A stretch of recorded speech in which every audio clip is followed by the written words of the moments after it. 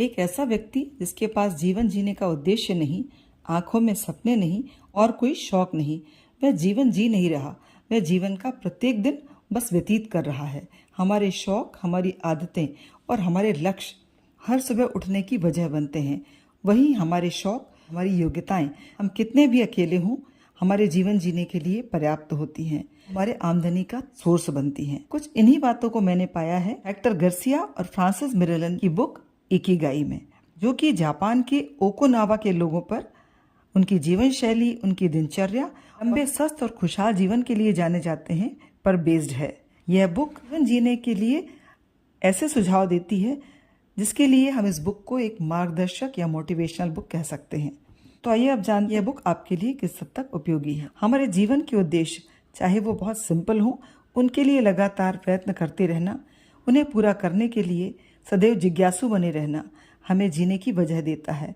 उद्देश्य बिना जीवन तरह है जैसे बिना डोर की पतंग, इसका कोई गंतव्य नहीं होता।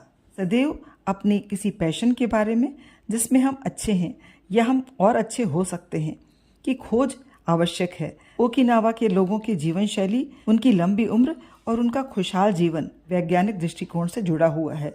इकिगाई जीवन को आनंद के साथ जीने का तरीका बताती है, यानी कि एक जापान की बिलीफ जो खुशियों के रास्ते की मैपिंग करती है, जो हमें उन चीज़ों को ढूंढने के लिए मोटिवेट करती है जो हमें खुशी और पूर्णता देते हैं। वह काम जिसमें हम अच्छे हैं और जो काम हमको आनंद दे, फिर वह चाहे कोई छोटा सा काम हो, यदि उसे करके हमें शांति और खुशी मिलती है, उसे अवश्य करना चाहिए।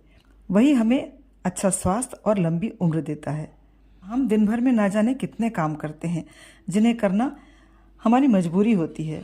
उन कार्यों को रोज करने के बाद भी हमें वह काम बोझिल लगता है और रोज करने के बाद भी उसमें कोई नयापन महसूस नहीं होता। इसी बीच यदि हम 1 घंटा उस काम के लिए निकालते हैं जिसे हमें करने में आनंद मिलता है, तो वह हमारे मानसिक स्वास्थ्य के लिए, हमारे शारीरिक स्वास्थ्य के लिए व्हाट द वर्ल्ड नीड, ऐसी शौक या ऐसी हैबिट्स, ऐसी जीवन शैली जो कि दुनिया को बेहतर बनाने में, लोगों की मदद करने में काम आती है, वही पैशन की तरफ इकिगाई हमें मोटिवेट करती है।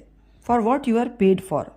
अर्निंग यदि आपकी शौक से जुड़ी है तो इससे अच्छी कोई बात नहीं, क्योंकि जब आपका काम और आपका शौक एक रहेंगे तो आप अपने काम में दोगुनी मेहनत कर पाएंगे और उसे करने का आनंद भी महसूस कर सकेंगे।